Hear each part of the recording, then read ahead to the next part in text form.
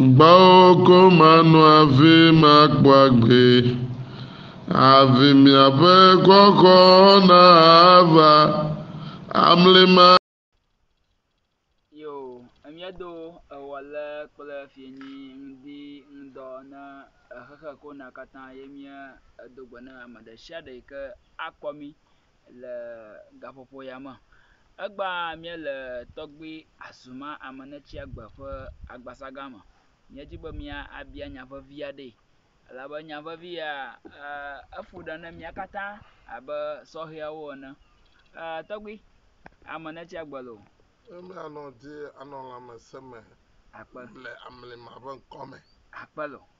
Eyo, tɔgbi, mía ɖe kuku mi di be míanya no be esemesrɔ̃, nu ke nye semesrɔ̃ le eveawo gbɔ eye ɖe wòate ŋu adzɔ be ŋutsu ɖeka naɖe nyɔnu woame eve le srɔ̃ɖeɖe mea eye nyɔnu ɖeka naɖe ŋutsu woame eve le esemesrɔ̃ɖeɖe ƒe enyawo me hã. Na ɖe dzi na mi. Yo, akpe ne miaƒe biabia le wɔtrɔ ya be esemesrɔ̃a gbã bia ɖokuiwo se be ɖe ame sia ame xɔ semesrɔ̃ ɖeɖe vea. Esemesrɔ̃a menye ame sia ame xɔ semesrɔ̃ ɖeɖe vea o. Esemesrɔ̃ ɖeɖea ele ŋutilã me hafi wòle gbɔgbɔme. Ame ɖewo xɔ gbɔgbɔme tɔa ve, ame ɖewo xɔ ŋutilã me tɔa ve. Ŋutilã me ƒe eseme ƒe srɔ̃ɖeɖea kpoe ɖe koe nye be akpɔ nyɔnu ɖe yi mi kple nyɔnua ƒe nuwɔnawo adze dzi. Nenye be nyɔnua wɔ nu gbegblẽ alo edze agɔ ne gblẽ ne la, esena gɔme ye wòfɔna ɖena kuku nɔ. Akpɔ be nu ma magawɔe ke gbeɖe o. Nenema ke ne wò nusrɔ̃a edo ʋe gbeɖe ne nyɔnua ye wòve nyɔnua ne fɔ va gbɔ be o esrɔ̃ nye nu ye wɔ gblɔ na esrɔ̃ le ame domea mevivi na ye o. Nyɔnu srɔ̃ dze agɔ be yi ɖe kuku be dzikue yi kpɔ. Vɔ ame ɖewo le aɖo ŋuti ne zi ɖeka le amea dome nakpɔ be menye srɔ̃ɖeɖe ye o. Anɔ yiyi nenema kɔ ava be ame bubu hã va nɔ srɔ̃ wɔa gɔme fɔm. Ame mawoa, ame ma veawoa agblɔ be wonye esemesrɔ̃wo. Ekpɔ be le blema mía tɔgbewoa wobiana nu se be ɖe yewo xɔ srɔ̃ɖeɖe ve ɖe yewo xɔ srɔ̃ɖeɖe zã vea. Ye le woƒe kpɔli mea wobe ate ɖe nyɔnu woame etɔ̃ woame ewo alo ya kpɔli ke teƒe dze be naɖe nyɔnu zã. Nyɔnu ke agbenya do go be aɖe koa negbe nya sɔ ɖe edzi nɔ ye wose gbe nɔ koa wo katã wozɔ aƒe semesrɔ̃. Elabe le kpɔlia mea wobe xɔe ve be wo ya ate ɖe nyɔnu woame etɔ̃ woame ene woame atɔ̃. Vɔ ame ɖe lea wogblɔ ne be ke va nu yi ke la nye problem nɔ alo nyadzɔdzɔ ava he ku alo dɔléle alo enya ve nɔ wɔ la ye le be megado nyɔnu sugbɔ me hã o. Nadi nyɔnu ɖeka ko ne naɖe. Vɔ nyɔnu ma ne aɖe la edze be nadze agbagba be hafi mi kple nyɔnua nana anyi la edze be naka nu alo naka fa nakpɔ ɖa be nyɔnu ya ɖe enyo na yi ke meva ahe tukaɖa ve na yi oa. Elabe ame ɖewo le woƒe dzɔdzɔme kura womexɔ srɔ̃ɖeɖe ve kura o. Ta akpɔ be nenye be wokpɔ nyɔnua amea ɖe nyɔnuvi ɖe ma dzidzɔ ko wokpa ne ɖe nyɔnu ko wokpa amewo asɔe be agbenɔnɔ eme de dzi o. Vɔ mexɔe ve be yeaɖe srɔ̃. Exɔe ve be yeadzi vi vɔ mexɔe ve be yeaɖe srɔ̃. Ta akpɔ be ne nyɔnu le gbɔ keke va ɖo afi ɖa la nyɔnu tsine ke wogblɔna be ame ya esrɔ̃ ɖe le si le gbɔgbɔme ye nɔ nyɔnuwo nyam le ŋuti. Ye nye akpama hã. Akpɔ be ame ɖe le eɖe nyɔnu woame etɔ̃ woame ene vɔ wokple nyɔnuwo betea nyɔnuwo tukaɖa mele o. Wo vivina wowɔna nu ɖeka woƒoƒona sena gɔme. Nakpɔ be ame ma exɔe ve be aɖe srɔ̃ zã. Ye nye akpama. Vɔ ne ge ɖe gbɔgbɔmea ne nyɔnu nusu ɖe le fia ye mami la sie ya ova nye be mami la se onye nyɔnu a ewɔ na ebe na nyɔnu menu me do adzidzɔ ne o nyɔnu tsi ne kabakaba ne nyɔnu va gbɔ se ko tukara dzɔ nakpɔ be ƒe seme srɔ̃a ye ma le fu ɖe na mea gake nu le wo wɔna blematɔwo wɔna ya wole be ne wɔ mamia nɔ ne da eɖe o le gbɔgbɔmea edze be ne wɔ da nɔ vɔ ne wɔe nɔ ne eɖe srɔ̃ la ma yɔ srɔ̃ be srɔ̃ agɔ be yi xɔlɔe alo yi me velia nenema wole ya nye gbɔgbɔme srɔ̃ yi ke ame ɖewo le na gbɔgbɔme srɔ̃ wa koe nye mawu yiwo ke ze amia gbɔ ta wo gblɔ be wobe ame ya axɔlu sie axɔlu me srɔ̃e ame ya da sie eda esrɔ̃ la ba sie enye srɔ̃ eda srɔ̃e nenema vovovo gagodo sie nye ame ya kofi sie nye ame ya kɔdzo sie nye ame ya ta nenye be enye mawu mɔwo me srɔ̃a le nusu gɔme nyɔnu gɔme ne ɖe srɔ̃a mi ma kpɔ vovo etɔ wɔna be nkeke ya mi kpe srɔ̃ mi ma mlɔ anyi o elabe nkeke ma mawuwo ava gbɔ srɔ̃ gbɔgbɔmetɔa ye wòava gbɔ ta mi kple mi ma mlɔ abadzi o miamlɔ miaɖe vovo le mia ɖokuiwo ŋuti yewo nye gbɔgbɔme srɔ̃wo gbɔgbɔme srɔ̃ akpa velia ye nye na be gbɔgbɔ vɔwo ɖena me le gbɔgbɔme gbɔgbɔ vɔ ye mi ŋutɔ mi le yɔyɔ gbea be mianɔ anawoa woate ɖe srɔ̃ nɔ woate ɖe wo le gbɔgbɔme azela te ɖe o anye srɔ̃a le gbɔgbɔme ne zã doa mi kple srɔ̃ nyɔnu miamlɔ anyi akpɔ be ne wo nu sɔ efɔ akpɔ be nyɔnua le wɔ abe leke wonɔ ame gbɔ dɔm vɔ anɔ nu me wɔ ne nyuia agɔ be me ndeke wɔ eɖewo le amewo nyɔnu ɖewo ŋutɔ amewo nyana ewɔna nu siwo wɔna nyɔnu wonyana be nu ma le dzɔdzɔ kaka na fɔ ne kpɔ wò atamea akpɔ abe le yi ke nusu kple nyɔnu no na anyi nene ye nye gbɔgbɔme ƒe srɔ̃ ne le nenema ewɔ ne be nyɔnua esrɔ̃a ŋutɔ dɔtɔa eƒe dzodzro maganɔ lãme ne woadɔ tia ne wole dɔdɔa mesena naneke gɔme o gake ne da lɔ ya kɔa esena vivi wote break na ya tse onu le wowɔna ye wonɔ gbɔgblɔ be nu ya gbɔgbɔme spiritual marriage ye wo mana wo dome wowɔnɛ wo mana wo dome ese nu ke gbɔme ye ta na ame ɖewo le gbeawo le gbɔgblɔ be wogbe mami yiwo me mamia yiwo kple yiwo dɔna kple tɔwoa miava fia nuku ɖe nu ma ŋuti special na amewo me susu ne ʋu be ɖe mami me dɔna ame gbɔ ese nyame la mamia me dɔna ame gbɔ o gake nenye be wole gbɔ ye mele kɔnyi ne oa ante na wo nyɔnuvi ma azu gbolowɔla ahasitɔ ta aɖo anyavi wɔme tɔ̃ wɔme ne ame ɖeke mate gblɔ be nyɔnu la ante ŋua kpɔ mese me srɔ̃ nusu wɔme eve asiawo gbegblẽvitɔ enye heteli me nɔ ye va dzɔ nyɔnu ɖeke mele be aɖe srɔ̃ ame eve o ɖeka ko aɖe ese me da ɖe fifia ne wò ye eva be wò ŋutɔ eva ɖe nyɔnu enusu wɔme eve wò nyɔnu ɖeka eɖe nusu wɔme evea agbogba amewula ye mi yɔna ame ma ne nyɔnu ɖe le ye gbɔgbɔa le gbɔ womewɔe nɛ o ye ya ŋutɔ le abada le yiyim ma ayi nusu ke gbɔ ayi ke gbɔa mi yɔna be hetelitɔ nyɔnu ɖe le kpɔa ele dzudzidzi ɖe me eɖe srɔ̃ le dua me dzivi ne wogblɔ ne nyɔnua be nusua be ɖe yewo ɖea ne ɖe yiwoa ne me bia yewo ta ne va woawo ta srɔ̃a meva na wo ɖe o etrɔ gbɔ ne nusu ko wokɔ ne le aƒe be nye srɔ̃a azɔna ɖe ɖoɖo ɖe nu ko ebe yi fɔfu ne nane yi ne efu ma va ekɔ eva aƒe nusu ya be yi tɔe anɔ dzi kpɔ be yi viwo le du ke me wole be gama yi le dɔ me yi le me ma te va yi gbɔ ano numo wa no ya no gbowo baba the end of the day ya tepe a eva zena ta nyonu a mede na no so amevo nyonu vi o dogo le gbe me o te ja hia o meve o meton o adulege a echo amema we vigigi vade na funa mmema paganto ye vigigi vade na funa medo kwiba medeva gba ko men of video mi gbagba magaga magbana be vile si evio ma ton le si ebe o le gane imewo takpo yo gbo be givi dare gbogbo me tafia maga te givio gbere o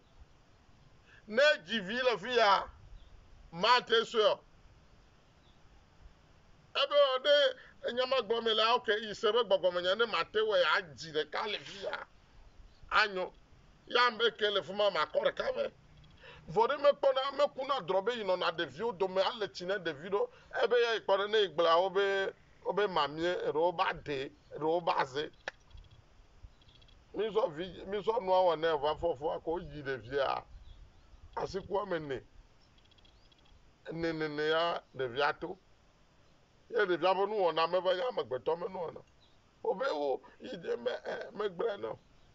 no nu na yue for the mama no gbo wa wo fo ma wo e pe wo tutu de via ku e para le David ji ma hoseta ye mi so gbogbo me nu fie be na anya be enu ya wo le gbogbo me ese nya me dade nyonu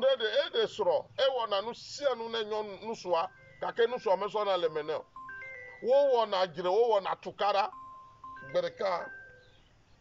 eva glo nyonu ma yo ojo le nu so agbo yo ojo ina kwa but vile wa do afebe ko dogo nu sure e ko nu so authority be fi ko ina bo ina afeme ya nu so akọ epele fo valley ye ko be menu doji jo nai yo bo o be man te de yo be ya so to yin be na de ko jo re ipele so do me wo le nu so akenye so to nto be divina me yo be never egbe ameya ya apple ndudu apple nu covenant e do la go be via ke colorasia apple suku veno awo nu sia no eva glo ye over inu kape nu va kare ye me le gbogbo no be ape no eno eva mi gbo me gbo na be e via yo nu videle nu su gbe kaka me de va le wo via be so aba me ma nye sura ntonto so seme ta me ga gbe ne me ga na ne wa gbe o de gbe a ma de sura gbe de kaka ko ako nu su ke to divine ye o le no wa fi ova mechi o mo pere cap ve peton e po mene nu su ya ke be ye ko ya de be isabua o gbo na ibe isoro ke ya de a ese me soro a ija dogo le moji vo via me vela no si wa gba su me nkum ebe bia ba nya me de ke edo ve se le soro de me nya me ke iva dogo ame avio onye be nu ma ejoko a evo inya be ipo isoro imaga yi no ndo ke yo vade o le London fia evi oko jina me ame ve oko kporo da sia oboto le London muso akele ga ke ole le toji maga te va ko ela ba me adogo me esemeso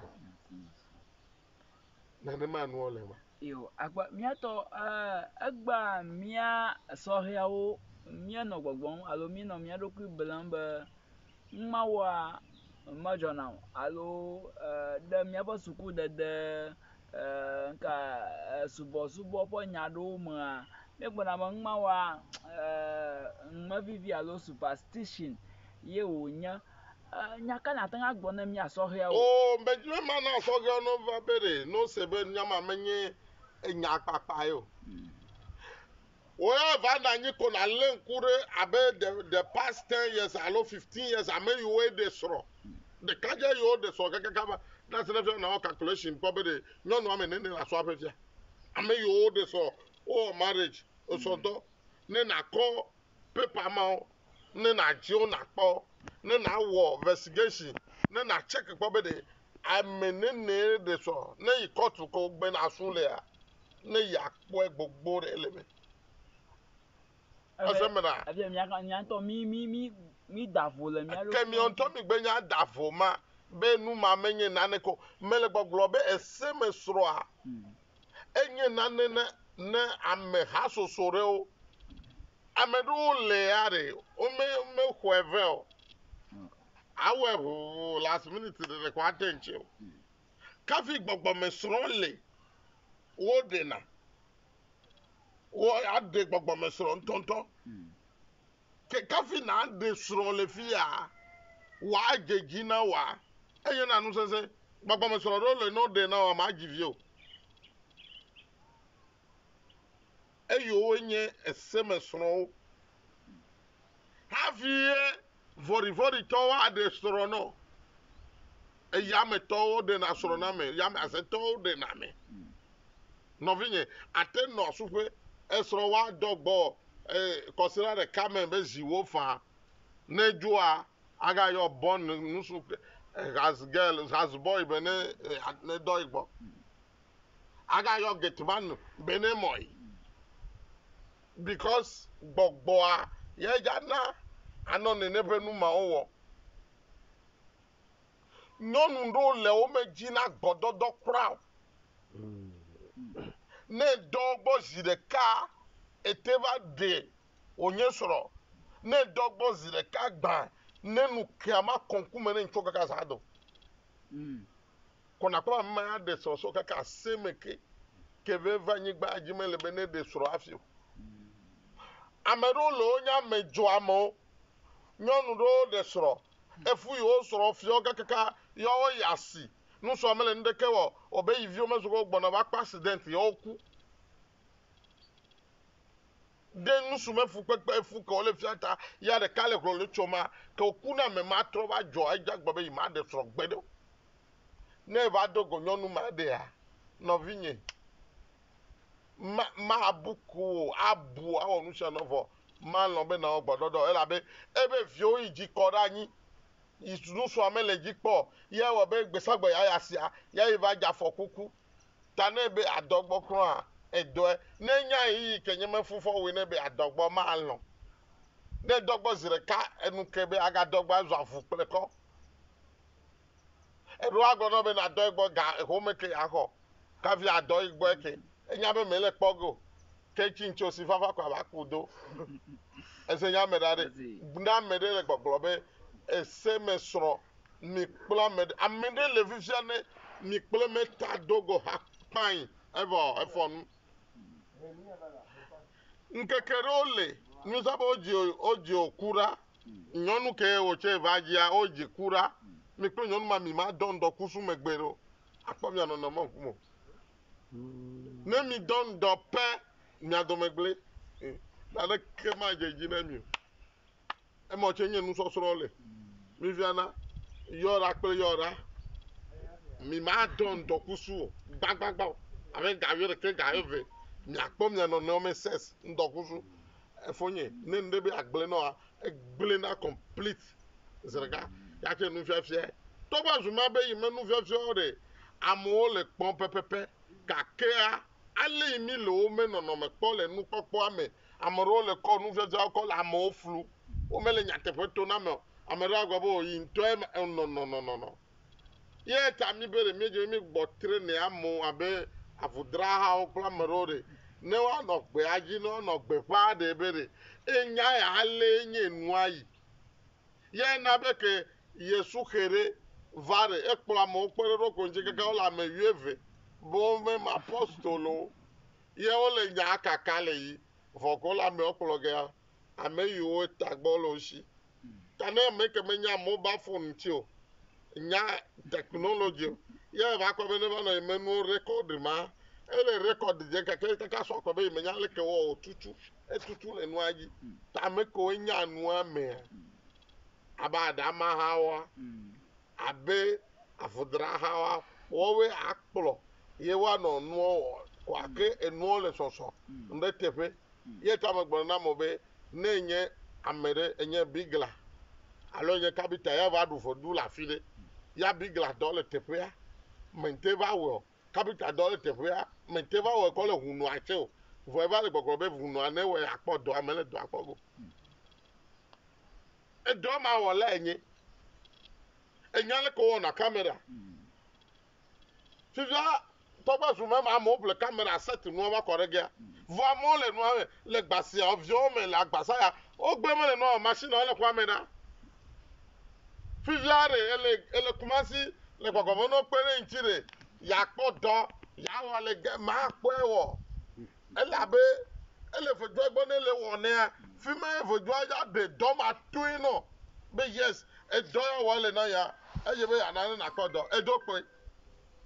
ebe yi ma wɔ enya gbalẽ ate ŋlɔ gbɔgbɔwo ƒe nyawo woasɔ wɔ agbalẽ da ɖe anyi miakɔ nɔ dzadzra egbe be yi ma wɔ nyanyɔe ɖe be ɖe ne va ŋlɔ agbalẽ kɔ ɖo ɖe teƒe ɖea medza kpɔ edɔ ye ta ya ɖama ya nya ya kɔa gbesiagbe ne va wokple avudrafu ɖe na be o mafia nua agbo ɖo kɔa ʋu na mi gbo enye nya ne biabia ɖe le ne va sɔ na xixe mele kuku megati be ma bia be egba mia sɔhɛwo be srɔ̃ɖeɖe emɔ ka dzi wole be miato hafi aɖe srɔ̃ eye esrɔ̃ gbeme na afa ne mi ke miadzi gle kple lo hã mi mele srɔ̃ ɖe o sɔhɛ ɖeke mele srɔ̃ ɖe o okay ɖeke tugbedzedze egbi ya ɖe mi le okay luku ya ɖe mi le yo aʋa ya ɖe mi le okay ese nya me da ɖe ewo nusue kpɔ ne wo tugbe ɖekadze le dɔ wɔ ya kpɔ tugbedze aɖe be le fukpekpe me ya le kpekpe ɖe ŋuti wole suku ya le suku fehe kake va kpɔ nɔ ede wo dɔ me alo yi suku kaka va de university vɔ wo ɖo yin wɔ ya ss kɔ ede ya kpe ɖe ŋuti wɔ apa kaka wo de university wɔ gbɔgbɔa ebe me nyi ƒe class akamari o because eyi suku ava kpɔ me ɖe enye ya you pay for it nye atɔ nyame nye fe ɖeke o nye me he o ewu ye dzi be anama se fefe ta you pay ele nya me se da ɖe ta nyɔnuawoa kple mia egbeviwo la ɖeko mi kpɔ nyɔnua ko ye mi dzi menu do dzidzɔ eva ɖe me srɔ̃ ema wole gbɔgbɔ be ne kpɔ nyɔnu la megakpɔ mama mo edze be na va ɖe gbɔ kafi nakpɔ eƒe ama me ya le nua gblẽ kafla edze be na nu ka miazɔ ahia miasrɔ̃ mia nɔnɔewo nakpɔ nua be nyɔnu sɔ kple nu ke le ata me okay nyɔnu aɖe lolo wu wa okay awɔ gblozia enya be nusuɖu kafla nusuɖu va va lea edzidzi nyɔnu no ƒe wumpa avi dzidoa eɖiɖi ta ne aʋamaso le tutu le gbã ne do fu tse ya kɔ agagblẽ ye ta yovo va wɔ be ne wova nya nenema nya be aʋawɔ edzidze fɔ gbegblẽ va de wode na ŋɖe na aʋa ba si ge be susu be gama kɔ ava se egbe ɖa ɖe vɔ ne wokpɔ wonɔ ahia me wo nyɔnu eya kpɔ nu ma kɔa eɖe ta le gɔme kpɔ fifia wɔ be mi ma wɔ lo mi mele wɔ go lo eva ɖe vɔ pete va wɔ wɔ ɖi wo be zama me ya mi dza yi ɖe get together zã sɔ mi kple mi ava mɔ woba honeymoon honeymoona wova zu honeymoona eɖa me avɔ ɖeke megalo ye gɔme gagbɔna nyɔnu bubu dzi ge le gbɔme anɔ vidzi ne ela ba agbotoe sɔ agboto gbanda yo ese ya me ɖa ɖe mi mele nu yawo dometɔ ɖeke check o ye ta sa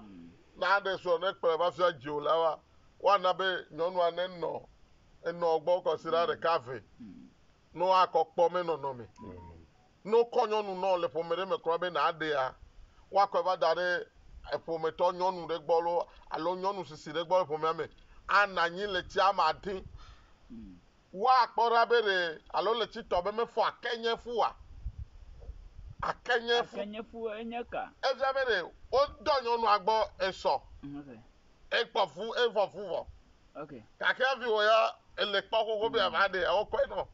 ke va dɔ gbɔ kɔa wobe fɔfu be wòe do ya nyama akenye fu ta dze be ne wode ɖe ƒometɔ ɖe gbɔ le tsi aɖe na akenye fu le si kɔƒo do ava dze ho ko be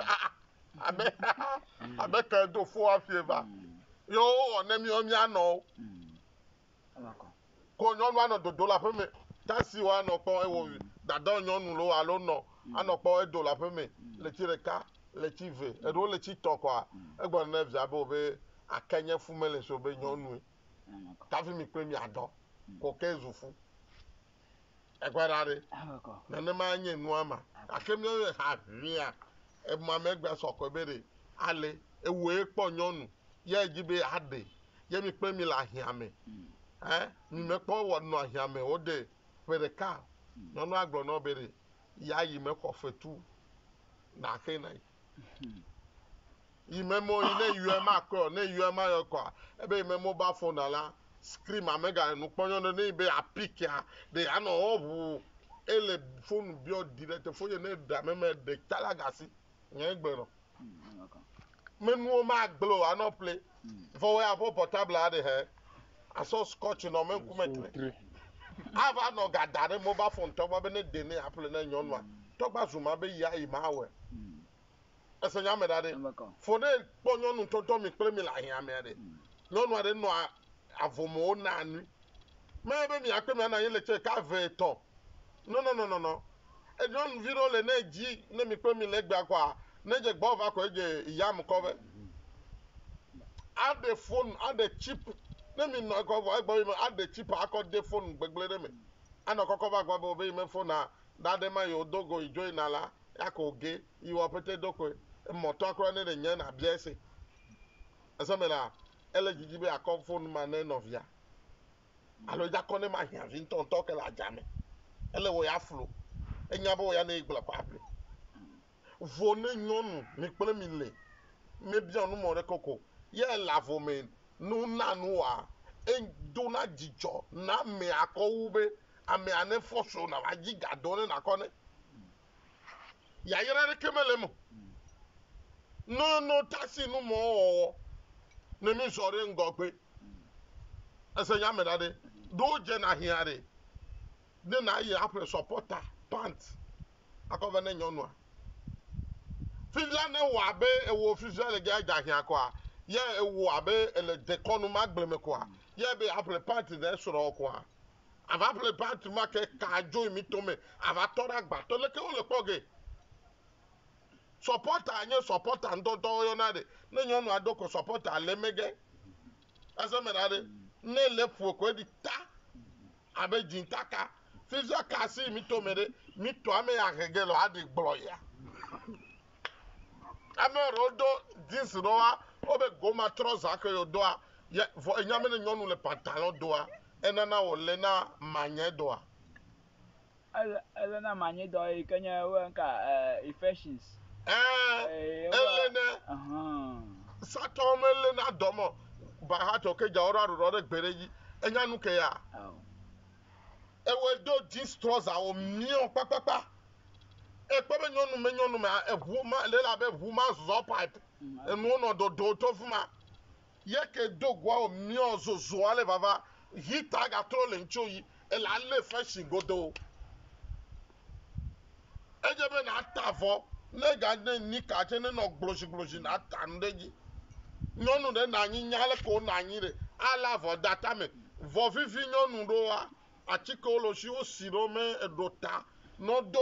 o me trouser ma wa no na nyi o hore me poro leke o ja do de kaje e vo to so la gome la poluku so de awon de la menore kakene nyɔnu ke nya nyi no ne tavo kwa e la vo data me fine nyɔnu vi gere o me ga nya vo le data mo nyɔnu oro no le tv gi le nupoma o do trouser o le white o ba ngome ho poro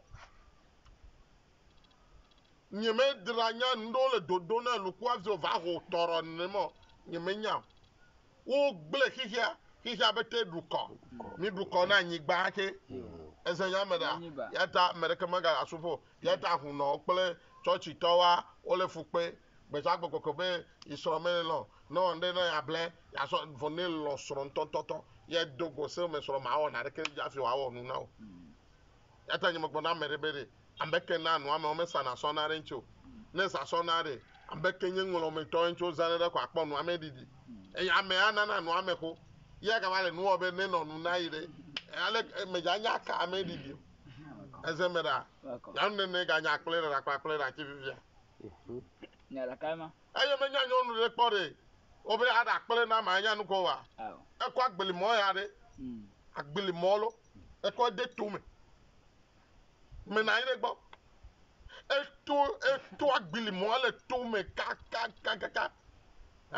yo gbogbo wonu ya gboko bli ma de so chakele to ame yo tu yo fe pete ko so enu sara ngu danyi ko sra pete fie pete ko mebe onuka wole ha ebe obe magachi je ye ko gbogbo fama vide ko chake ebli make me chake ko yo koro so ji mele gbo ko so pop ko da pele o da pele ke ko pu tere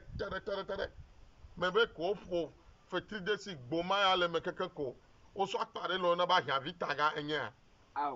akpama ko onye ji mekpere me yi to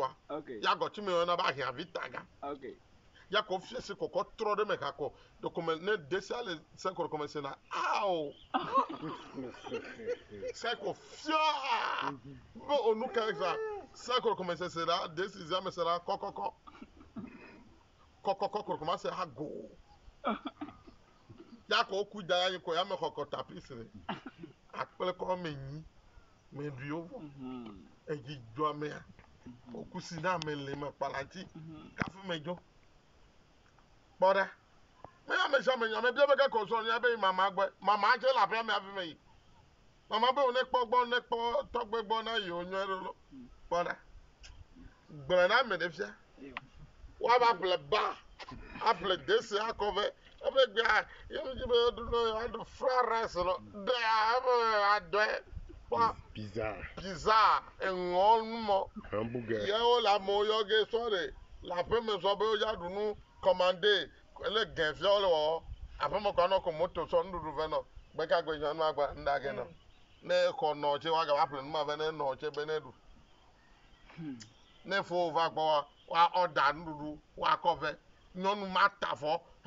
adakple wadza fifia wala fɔ tutu ngonu kore eze fia la na akpla mo gas nu yɔ ko me bio do yu yɔ